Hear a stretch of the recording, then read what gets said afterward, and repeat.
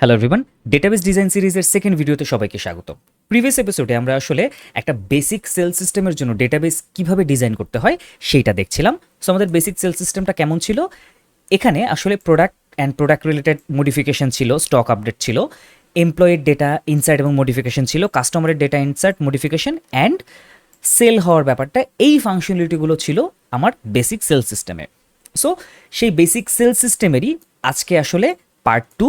আজকে আমরা আসলে দেখব যে প্রিভিয়াস ডেতে আমরা যে ইয়ার ডায়াগ্রামটা জেনারেট করেছিলাম, এই ডিআর ডায়াগ্রামটার উপরে বেস করে আমরা আসলে ইনসার্ট কোয়েরিগুলো দেখতে কেমন হবে কিংবা টেবিল ক্রিয়েট কোয়েরিগুলো দেখতে কেমন হবে সেটা দেখব। আমরা দেখব যে সেখান থেকে ডেটা ইনসার্ট করার পরে পুরো সিস্টেম থেকে কিভাবে কোয়েরি করে ডেটা রিট্রিভ করতে হয়। সো এই যে আমি এখানে ইয়ার ডায়াগ্রামটা তৈরি করেছি, এখান থেকে আপনারা খুব ইজিলি এই স্কিমাটার জন্য ক্রিয়েট কোয়েরিগুলো কেমন হবে, অর্থাৎ টেবিল ক্রিয়েট করি সেটা করতে পারেন সিম্পলি এখান থেকে। আমি এখানে ড্র এসকিউএল ডট অ্যাপ এটা ব্যবহার করেছি এই ইয়ার ডায়াগ্রাম তৈরি করার জন্য। সো এখান থেকে আমরা যদি এক্সপোর্ট অপশনটাতে যাই তাহলে আমরা দেখতে পাবো যে এটা ইমেজ, জেসন বা আরও অনেক ফরম্যাটে দিচ্ছে। আমাকে খুব ইজিলি এসকিউএল সার্ভার এই ফরম্যাটে দিচ্ছে এবং এখান থেকে আমি যদি স্টার্ট এক্সপোর্ট দিই সে আমাকে একটা এসকিউএল ফাইল জেনারেট করে দিবে, যেখানে সবগুলো আমরা যেরকম স্কিমা তৈরি করেছি সেটার উপর বেস করে সবগুলো টেবিলের ক্রিয়েট কোয়েরি থাকবে। আমি অলরেডি এই ক্রিয়েট কোয়েরিগুলো জেনারেট করেছি এবং এখান থেকেই জেনারেট করেছি। সো আমি আমার এসকিউএল সার্ভারে চলে যাচ্ছি সরাসরি। এখানে আমার সবগুলো টেবিলের জন্য ক্রিয়েট কোয়েরি রয়েছে।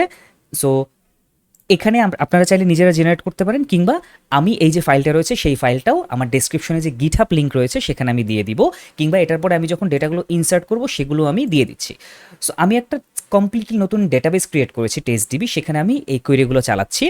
এখন কোয়েরি চালানোর আগে আমাদেরকে কয়েকটা জিনিস একটু চেক করতে হবে। ফার্স্ট অফ অল, আমরা যখন টেবিলের ক্রিয়েট কোয়েরিগুলো দেখছি আমরা দেখতে পাচ্ছি যে এখানে কোনো প্রাইমারি কির জন্যই আসলে অটো ইনক্রিমেন্ট প্রপার্টিটা অ্যাড করা নেই। সো আমরা যেটা করবো সেটা হচ্ছে প্রত্যেকটা প্রাইমারি কির জন্য অটো ইনক্রিমেন্ট এই আইডেন্টিটিটা অ্যাড করবো। সামহাও যে সিস্টেমটা আমি ব্যবহার করছি এসকিউএল ড্র, সেটা থেকে আমাকে এটা দেয়নি। সো আমি এটা অ্যাড করে নিচ্ছি। So identity 1,1। সো বেসিক্যালি এটা দিয়ে কী হয়, এটা দিলে আমার এই যে কলামটা রয়েছে এই কলামটা অটো ইনক্রিমেন্ট এই প্রপার্টিটা বা এই কনস্ট্যান্টটা অ্যাড হবে। সো এমপ্লয়ের ক্ষেত্রে এমপ্লয়ি আইডিতে আমি এটা অ্যাড করছি, পরবর্তীতে আমার প্রোডাক্ট টেবিলের জন্য প্রোডাক্ট আইডিতে আমি অ্যাড করে দিচ্ছি, ব্র্যান্ডের জন্য অ্যাড করছি, সেলসের জন্য অ্যাড করছি অ্যান্ড কাস্টমারের জন্য।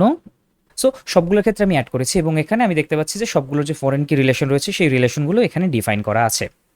ফাইন, এখন আমি এটাকে রান করি। ফাইন, কমান্ড সাকসেসফুলি কমপ্লিটেড, অর্থাৎ আমার এখানে সবগুলো টেবিল ক্রিয়েট হয়ে গেছে। সো আমি যদি এখন আমার এই টেস্ট ডিবিটাকে একটু রিফ্রেশ করে টেবিলে যাই, আমি দেখতে পাচ্ছি আমার যে 6টা টেবিল রয়েছে প্রত্যেকটা টেবিলে এখানে ক্রিয়েট হয়ে গেছে। ফাইন, সো আমার এটার কাজ আপাতত শেষ। নেক্সট আমি যেটা করছি সেটা হচ্ছে আমার ডেটাগুলো ইনসার্ট করছি। ফাইন, আমি এখানে সিম্পলি ডেটা ক্রিয়েট করে রেখেছি, আমি এই ডেটাগুলো এখানে ডিরেক্টলি ইনসার্ট করছি। ওকে, সো আমার এখানে বলছে যে can't insert explicit value for identity column in brand product. Okay fine, so আমাকে বলছে যে এখানে যেহেতু আমি আইডেন্টিটি প্রপার্টিটা দিয়েছি সুতরাং ও এই আইডিগুলো নিজে আর বসাতে পারবে না। ফাইন, তার মানে ব্র্যান্ড থেকে আমার ব্র্যান্ড আইডি বাদ দিতে হবে, প্রত্যেকটার যে প্রাইমারি কিগুলো রয়েছে যে কলামগুলো সেগুলো আমাদেরকে বাদ দিয়ে দিতে হবে। ফাইন, প্রোডাক্ট আইডি বাদ দিয়ে দিচ্ছি, আমার কাস্টমার থেকে কাস্টমার আইডি বাদ যাবে, এমপ্লয়ি থেকে এমপ্লয়ি আইডি, প্রত্যেকটা থেকে বেসিক্যালি আমি তার প্রাইমারি যে কি রয়েছে যে কলামটা সেই কলামটা ইনসার্ট থেকে বাদ দিয়ে দিচ্ছি, বিকজ যখন ইনসার্ট হবে সে নিজে থেকেই এই আইডিটা জেনারেট করে নেবে, সে যেটার মানেই হচ্ছে অটো ইনক্রিমেন্ট প্রপার্টিটা অ্যাড করা। সো সেলস আইডি বাদ যাবে and at last detail ID বাদ যাবে। ওকে, সো একই সাথে যেটা করছি সেটা হচ্ছে যে আমি সেল ডিটেইলে আরও কিছু রো অ্যাড করে দিচ্ছি। So product ID 1, product ID 2, এই ফার্স্টটা কিন্তু প্রোডাক্ট আইডি, দেন কোয়ান্টিটি আমি একটু ডিফারেন্ট কোয়ান্টিটি দিয়ে দিচ্ছি। সো আমাকে এখানে এরা এরর দেখাচ্ছে কেন? এরর দেখাচ্ছে বিকজ এখানে আমার কমা হবে, রাইট? ওকে, সো আমি কোয়ান্টিটি একটু ডিফারেন্ট করে দিচ্ছি, এটা 5 দিচ্ছি, এটা 7 দিচ্ছি, অ্যান্ড ইউনিট প্রাইস সেম থাকলো, সেল আইডি 3 থাকলো, ডাজন্ট ম্যাটার। ওকে, সো আমি যদি এখন এবার এটাকে ইনসার্ট করি, সো আমাকে বলছে কোডের এখানে একটা ভুল আছে। কি প্রবলেম? সো এখানে শুরুর দিকের পার্টটুকু বাদ পড়ে গেছে। সো ইনসার্ট, দুঃখিত, ইনসার্ট ইনটু, এটা প্রোডাক্ট টেবিল, প্রোডাক্ট, দেন ডান। সো আমি যদি এখন এটাকে আবার চালাই, আমি দেখতে পাচ্ছি যে আমার সবগুলোরও পারফেক্টলি এফেক্টেড হয়েছে, অর্থাৎ আমি যে ডেটাগুলো ইনসার্ট করেছি সেই ডেটাগুলো ইনসার্ট হয়েছে। এখন আমরা আমাদের ডেটাগুলো ইনসার্ট হয়ে গেছে, ডেটাগুলো পেয়ে গেলাম। এখন আমরা একটু দেখি যে এখান থেকে আমরা আসলে কিভাবে কুইরিগুলো আসলে করতে পারি। সো আমরা একটা নিউ উইন্ডোতে চলে গেলাম। ওকে, সে ফর এক্সাম্পল আমরা আসলে আমার কাছে এখন কি কি প্রোডাক্ট রয়েছে সেটা দেখতে যাচ্ছি। খুবই সিম্পল, আমরা আসলে সিলেক্ট অল ফ্রম প্রোডাক্ট দিব। সো আমরা যদি এটাকে কোয়েরি করি আমরা দেখতে পাচ্ছি যে আমাদের সবগুলো প্রোডাক্ট দেখাচ্ছে এখানে। ফাইন। সো এখন ব্যাপারটা হচ্ছে যে এরকম একটা টেবিল থেকে আমাদের আসলে ডাটার প্রয়োজন পড়ে না। আমরা আসলে সবসময় দেখতে চাই কীরকম, যে কোনো একটা সেলের ক্ষেত্রে ধরুন আমাদের সবথেকে কমপ্লিকেটেড টেবিলটা হচ্ছে এখানে সেল। সো আমরা হচ্ছে একটু সেল থেকে দেখি। So select all from sale. So আমরা দেখব যে আমাদের যে সেল টেবিলটা এখানে আমরা দেখছি যে হ্যাঁ আমাদের এখন পর্যন্ত আমাদের সিস্টেমে 3টা সেল হয়েছে। ওকে ফাইন, আমাদের 3টা সেল হলো।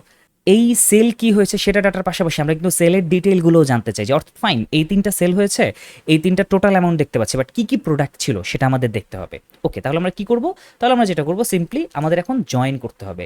আমরা জানি যখন কোনো একটা সেল হয় তখন সেটার সামারিটা থাকে এই সেল টেবিলে, অর্থাৎ প্রত্যেকটা সেলের এগেনস্টে অনলি একটা করে রো জেনারেট হয়। আর তারপরে এই যে সেলটা হলো, এই যে এক একটা রো, তার এগেইনস্টে যে মাল্টিপল রো জেনারেট হবে, অর্থাৎ প্রত্যেকটা প্রোডাক্টের জন্য একটা করে রো জেনারেট হয়, সেটা হচ্ছে সেল ডিটেইল টেবিলে। সো আমরা একটু সেল ডিটেইল টেবিলটা দেখে আসি। Sell detail. সো আমরা যদি এই টেবিলটা দেখি, সো আমরা দেখতে পাবো এখানে আমরা আসলে এই যে সেল আইডি পাচ্ছি, এই সেল আইডিটা কিন্তু আসলে এই সেলস টেবিলের সেল আইডি। সো আমরা যদি দুটোকে একসাথে চালাই, এই যে ওয়ান, এই ওয়ানটা আসলে এই সেল টেবিলের এই সেল আইডিটাকেই রিপ্রেজেন্ট করে। এদের সাথে একটা ফরেন কি রিলেশন রয়েছে।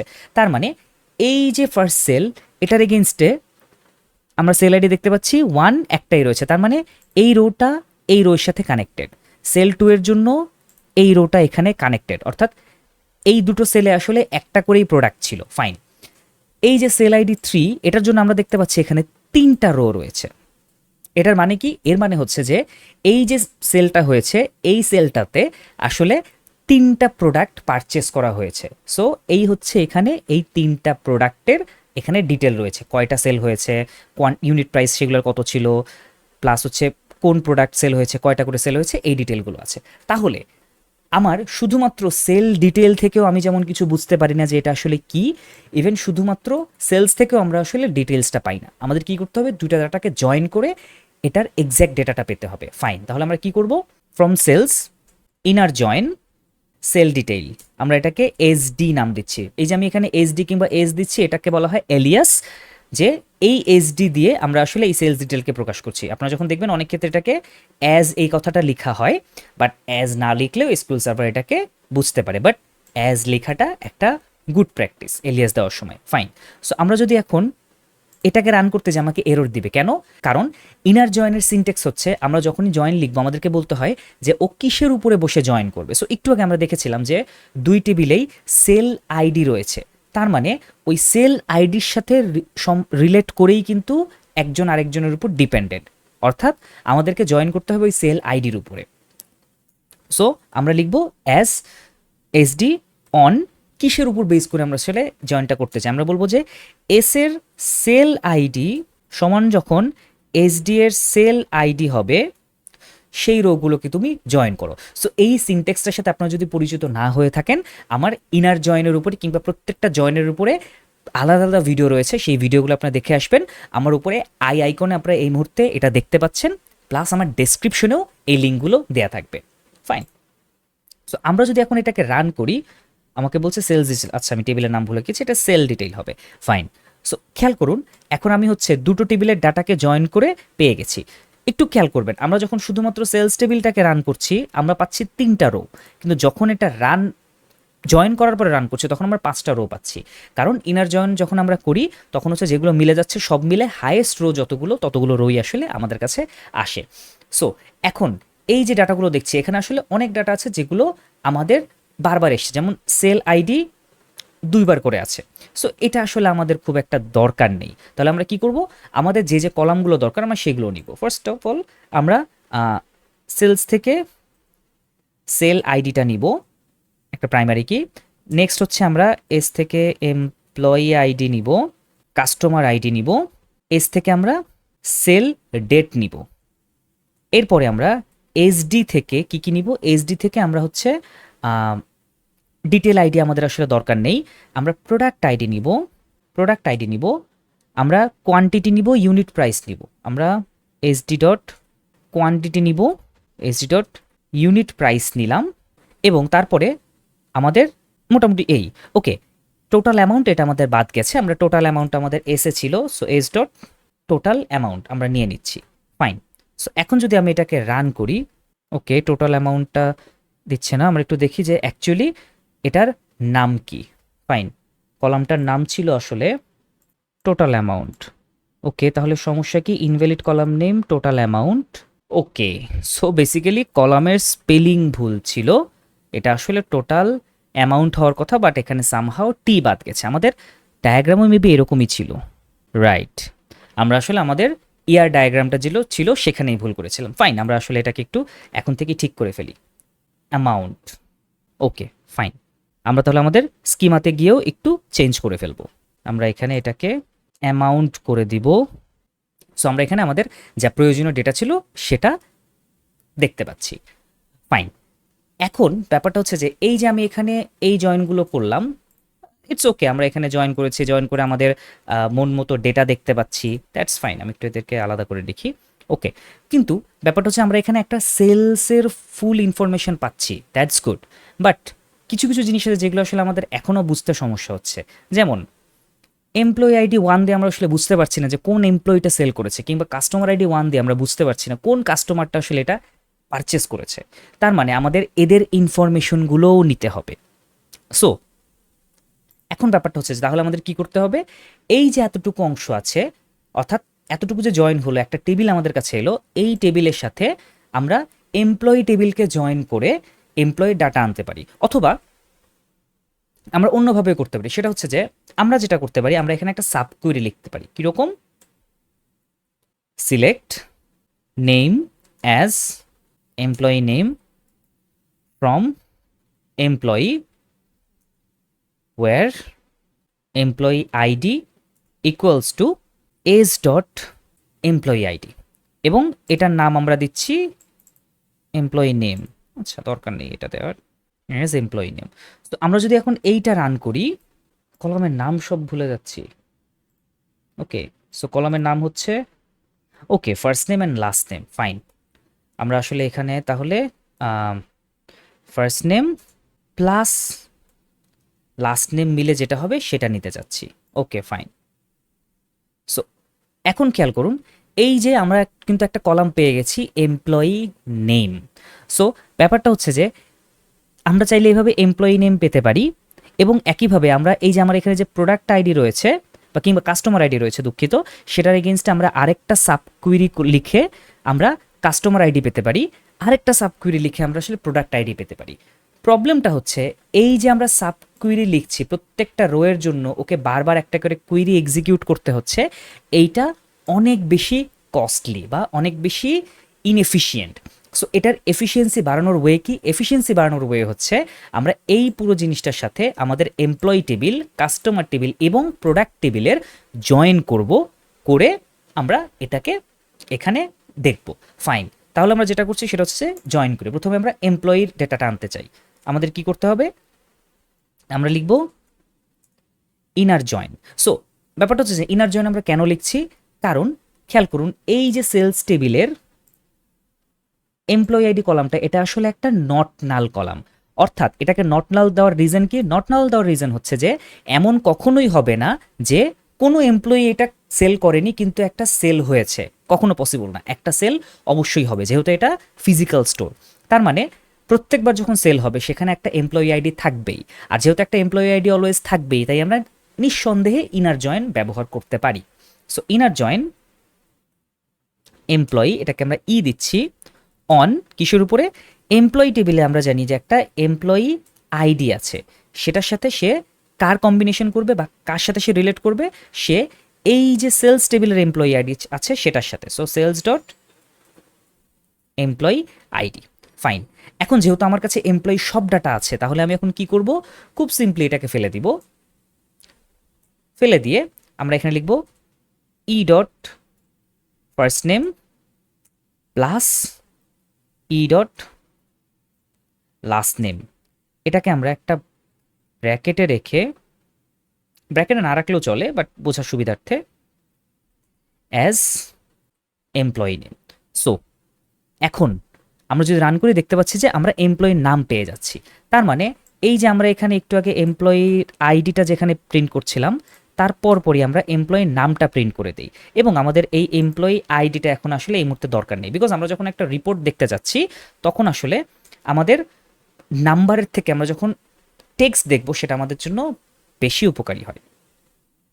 ফাইন, তাহলে আমরা রান করে এখন দেখতে পাচ্ছি ওকে, আমরা এখন বুঝতে পারছি যে আচ্ছা মাইক ব্রাউন, ওকে এদের মাঝখানে কোনো গ্যাপ নেই। ফাইন, আমরা আসলে যেটা করি সেটা হচ্ছে যে এখানে একটা স্পেস অ্যাড করে দিই, ডান। এখন দেখতে পাচ্ছি যে নামগুলো আমাদের সামনে চলে এসছে, যে ফাইন এই একটা সেল হয়েছে, এই সেলটা করেছে মাইক ব্রাউন। নেক্সট আমাদের একইভাবে কাস্টমারের ডেটাও প্রয়োজন। সো একইভাবে আমরা যদি দেখি কাস্টমার ডেটাও আসলে নট নাল। ব্যাপারটা হচ্ছে যে একজন কাস্টমার এটা সবসময় কিনবেই, কাউকে না কাউকে কিনতেই হবে, তার মানে এটাকে আমরা নট নাল রাখতে পারি। কিন্তু এখানে একটা কর্নার কেস রয়েছে। কর্নার কেসটা হচ্ছে এমন হতেই পারে যে একজন কাস্টমার সে আসলে এই সিস্টেমে রেজিস্টার্ড না, কিন্তু সে কিনতে গেছে। যেমন স্বপ্নে আমরা যদি কখনো প্রথমবার কিনতে যাই, আমার ডেটা কিন্তু সেখানে থাকবে না। তার মানে আমার ডেটা নেই বলে তারা তখন কি সেলসের এই ঘরটাতে অন্য যে কাউকে বসিয়ে দেবে না। ইট মিনস একটা সেল যখন হচ্ছে সেখানে কাস্টমার আইডি আসলে নাল হতেও পারে। সো এই জিনিসটা আমরা একটু মাথায় রাখি যে এটা হচ্ছে আমাদের নেক্সট মডিফিকেশনে আসবে, যে একটা সিস্টেমে কাস্টমার থাকতেই হবে এমন না, কাস্টমার না থাকলেও সেই একটা সেল হওয়া সম্ভব। সো আমরা এখন আপাতত ধরে নিচ্ছি যে কাস্টমার অলওয়েজ থাকবে। ইট মিনস আমরা কাস্টমার টেবিলের সাথে ইনার জয়েন করতে পারবো। কাস্টমারকে আমরা সি দিয়ে প্রকাশ করি এবং কাস্টমারে as usual C dot customer ID equals to sales টেবিলে যে কাস্টমার আইডি আছে সেটার সাথে তার জয়েন হবে। এবং এই কাস্টমারের উপর বেস করে আমরা কিন্তু এখন এখানে কাস্টমারের নেমও পেয়ে যাবো। সো আমরা একটু দেখি কাস্টমার টেবিলে নেমটা কিভাবে আছে, first name and last name আকার আছে। ফাইন, সো তাহলে আমরা যেটা করতে পারি, এই যে এখানে এমপ্লয়ের ক্ষেত্রে আমরা যা করেছি সেটাকে আমরা হুবহু কপি করে কাস্টমার আইডি এখানে ফেলে দিয়ে আমরা এখানে বসিয়ে দিচ্ছি। দিয়ে আমরা এখানে বলছি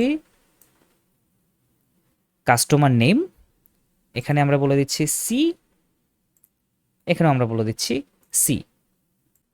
সো আমরা এখন জানি যে এই সেলের এমপ্লয়ির নাম কি, কাস্টমারের নাম কি।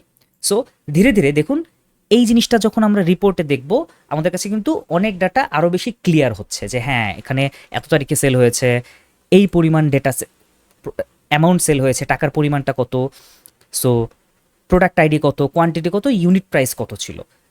খেয়াল করুন স্টিল নাও একটা প্রবলেম রয়েছে, সেটা হচ্ছে এই যে প্রোডাক্ট আইডি আমরা দেখছি, এই প্রোডাক্ট আইডিটা আসলে কোন প্রোডাক্টকে ডিনোট করে আমরা এখনও জানি না। তার মানে আমাদেরকে প্রোডাক্ট টেবিলটাও এটার সাথে জয়েন করতে হবে। একইভাবে আমরা দেখছি যে আমরা যদি সেল ডিটেইল টেবিলে যাই আমরা দেখতে পাবো প্রোডাক্ট আইডি এটা আসলে not null field. It means এটা সবসময় ডাটা থাকবেই। কারণ কি একটা সেল হয়েছে, একটা প্রোডাক্টের জন্য একটা রো আছে, কিন্তু সেখানে কোনো প্রোডাক্ট নেই, এটা হতে পারে না। তার মানে আমরা এগেইন আরেকটা ইনার জয়েন লিখব প্রোডাক্ট টেবিলের সাথে পি অন পি ডট